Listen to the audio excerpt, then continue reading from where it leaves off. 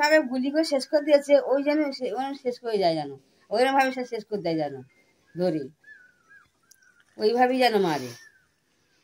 তো কি জন্য মেরেছে কিছু না, আমি তো জানি না, আমি তো এই। তোর মা কোথায়? মা তো বাথরুমে গেছে। তো এই পরিস্থিতিতে আপনারা কি চাইছেন? শাস্তি চাই, ওকে মেরে ফেলে দেওয়া চাই। কাদের? যারা যে শেষ করেছে, যে গুলি মেরেছে, ওদের যেন মেরে ফেলে দেয়, এরকম শাস্তি বলছি। কি নাম আপনার? আমার সরস্বতী পরমান। কি বলবেন মাসিমা? কি বলবো বাবা, যে এরকম করলো আমার ছেলে, শেষ করে দিল জীবনের মতো, তার যেন ওই রকম শাস্তি হয়। কি বলবো আর বলো, কারোর চোখে দেখিনি, কানে শুনিনি, আর হঠাৎ করে যদি এইরকম ধাক্কা আসে আমি কি বলবো বলো দিনি। যে করেছে ওরকম আমার জীবন, ছেলে জীবন থেকে আমার সরিয়ে দিয়েছে, তার যেন ওরকম শাস্তি হয়। আর কি বলবো। কি করতেন? জমি দালালি করত। আচ্ছা, কি নাম আপনার? আমার নাম শঙ্করী হালদার।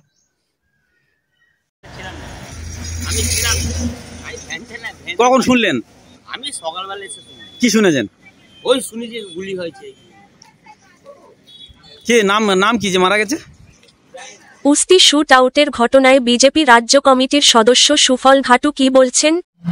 দেখুন, বাগাড়িয়া সিচন্দা যে গুলি চলেছে, এ নিয়ে কি বলার আছে বলুন?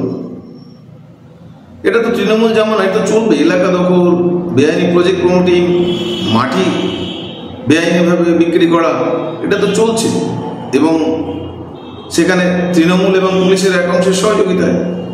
এখন যারা বেশি তোলা দেবে তারাই তৃণমূলের কাছে আজকে সম্পদ হয়ে থাকবে, যারা দিতে পারবে না, যারা বুড়ো হয়ে যাবে, বয়স হয়ে যাবে, তাদের তো সরিয়ে দিতে হবে। এটা তো ওদেরই গোষ্ঠীদ্বন্দ্ব। কারণ ওই যে সিচন্দ পঞ্চায়েত যিনি মারা গেছেন, তার ভাইয়ের উপপ্রধান, তো দেখতে হবে বিষয়টা। এখানে বিরোধীদের কোনো ভূমিকা নেই, জোর করে দেখবেন চাপিয়ে দেবে, এটা বিজেপির কাজ, শুধু নিজের দোষটা ঢাকার জন্য হয়তো বলে দেবে। তো বিজেপির এখানে নেই, কিচ্ছু নেই, পঞ্চায়েত নেই, আজকের এমএলএ নেই, এমপি নেই, যা করছে তৃণমূল। আর গুলি তো চলবেই, কারণ এটা তো ডায়মন্ড হারবার মডেল, সেই মডেলে গুলি চলবে না এটা হয় না? প্রতিনিয়ত চলছে। কি অবস্থান নেওয়া হলো? ডোঙ্গাড়িয়ায় তো গুলি চললো, এবং গত মাসে প্রায় 5 থেকে 7 জায়গায় গুলি চলেছে, মারাও গেছে। এই নিয়ে যত দোষ, নন্দ ঘোষ, বিজেপির কর্মীদের বাড়িঘর ভাঙো এবং তাদের উপর অত্যাচার করো, এই তো সিস্টেম, এই কালচার। নিজের দোষটা ঢেকে দেবো আর অন্যদেরকে দোষ দেবো। তাই পুলিশের কাছে আমার অনুরোধ থাকবে, যেটা সঠিক তদন্ত হোক, তদন্ত করে উপযুক্তরা শাস্তি পাক, আর বেআইনি অস্ত্র উদ্ধারের জন্য যেভাবে সচেষ্ট হয়েছে সেটা আরো বেশি করে সচেষ্ট হয়ে বেআইনি অস্ত্র উদ্ধার করা। কুস্তি শুট আউটের ঘটনায় মগরাহাট পশ্চিম ব্লকের তৃণমূলের সভাপতি ইমরান হাসান কি বলছেন শুনুন। গতকাল বাগাড়িয়াতে একটি ঘটনার খবর পেয়েছি স্থানীয় সূত্র মারফত। তবে এটুকু বলতে পারি, এতে রাজনীতির কোনো রং নেই, এই রাজনৈতিক কোনো ব্যাপারই নয়। বিরোধীরা সব কিছু রাজনীতির রং লাগিয়ে থাকে রাজনৈতিক স্বার্থে। যেটুকু স্থানীয় সূত্রে খবর পেয়েছি, জমি সংক্রান্ত বিবাদকে কেন্দ্র করে ঘটনা ঘটেছে। পুলিশ অতি তৎপর, ইতিমধ্যে 3 জনকে আটক করেছে। ডায়মন্ড হারবার পুলিশ জেলার অতিরিক্ত পুলিশ সুপার মিথুন কুমার দে মহাশয়ের নেতৃত্বে পুলিশ দ্রুততার সঙ্গে কাজ করছে। অবিলম্বে মূল আসামি এবং এই ঘটনার সঙ্গে যারা জড়িত তারা নিশ্চিত গ্রেপ্তার হবে এবং উপযুক্ত আইনানুগ শাস্তি পাবে। এতে রাজনৈতিক কোনো ব্যাপার নয়, তৃণমূল বিজেপি বা তৃণমূলের গোষ্ঠীদ্বন্দ্ব এরকম কোনো ব্যাপার নয়।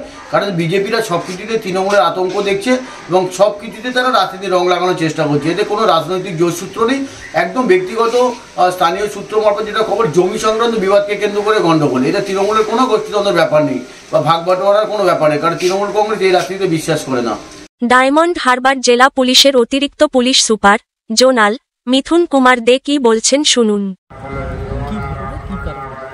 দেখুন, একদম তদন্ত প্রাথমিক স্তরে আছে। বুদ্ধদেব হালদার খুব একটা ইনরেপুটেড ক্রিমিনালই ছিল, কারণ ওনার লাস্ট 4 বছরই প্রায় 6টা কেস আছে এই থানাতেই, বস্তি থানাতেই, এবং সেগুলো সব ক্রাইম এগেন্সট প্রপার্টি মোস্টলি।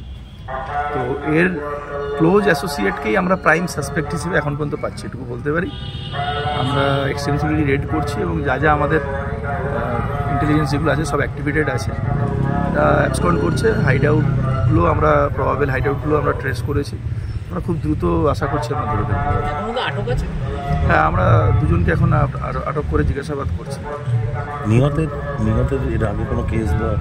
হ্যাঁ, নিহতের সেটাই আমি বললাম যে নিহতের একাধিক কেস আছে যেগুলো সব ক্রাইম এগেইনস্ট প্রপার্টি।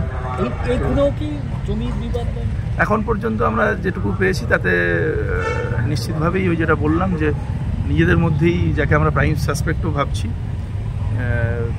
সে বা তারা ওই বিভিন্ন যে এখন রিসেন্টলি যে ওটাকে যে মাটি বা এই রিলেটেড যে বিষয়গুলো জমি জায়গা রিলেটেড যে ম্যাটারগুলোর মধ্যে ছিল, তো সেইগুলোতেই তাদের মধ্যে একটা টেনশন বা টানাপোড়েন চলছিল। খুব সাম্প্রতিককালে সেটা এসকালেটেডও হয়। তো এই হচ্ছে বিষয়।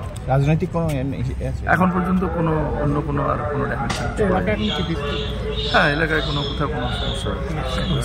ডায়মন্ড হারবার থেকে শেখ মনির রিপোর্ট, দুয়ারে সংবাদ। দর্শক, আপনাদের মতামত কমেন্টে জানাবেন। খবরটি লাইক, শেয়ার এবং সাবস্ক্রাইবও অবশ্যই করবেন।